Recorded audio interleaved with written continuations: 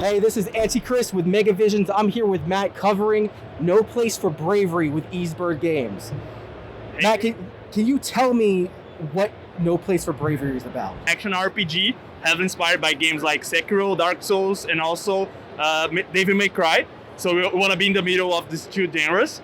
The game is mostly a narrative-driven game. So the plot goes around a father that's looking for his daughter.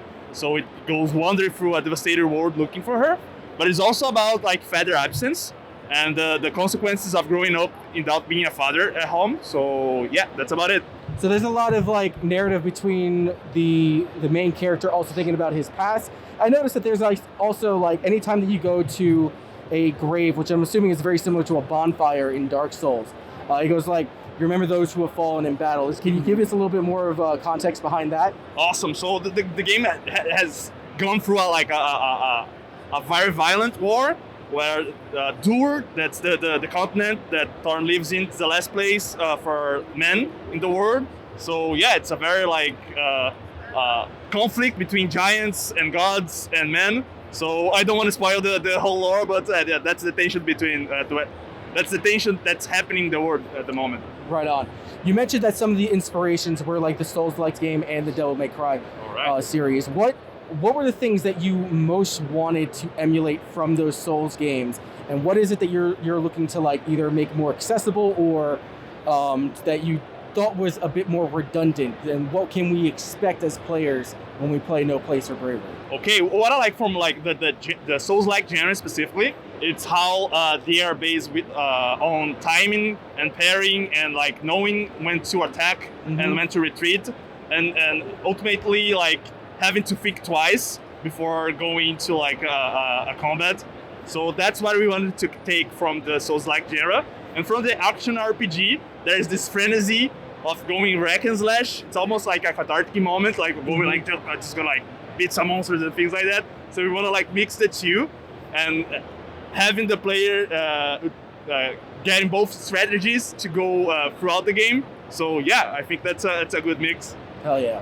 So like one of the things I also noticed with the game is that instead of it being like an outright like equipment system very similar to like the Dark Souls games where you're picking up like swords and spears and arrows, all your equipment is kind of like with you, and you can change swords and hammers on the fly. One, is there going to be more equipment that you're going to be able to swap in and out of on the fly? And two, are we going to see more attribute-based exploits? Like, for example, that large shielded enemy with the giant sword. Obviously, like, for me, I switched over to my hammer to, like, kind of, like, do something about that. So are we going to see more interactions with the enemies in the environment with that?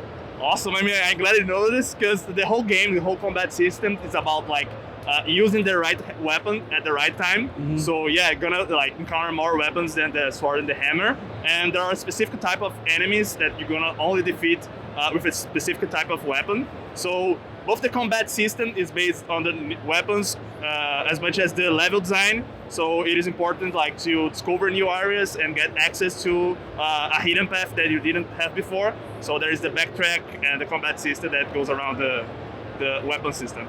Awesome.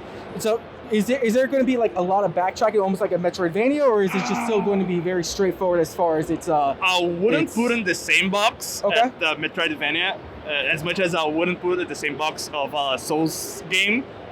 We just take inspiration from this kind of things that we like and try like to give our take on this. So yeah, you can expect a little bit, but it's not a Metroidvania kind of map.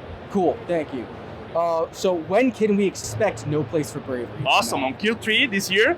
So quarter 3, yeah, so almost there.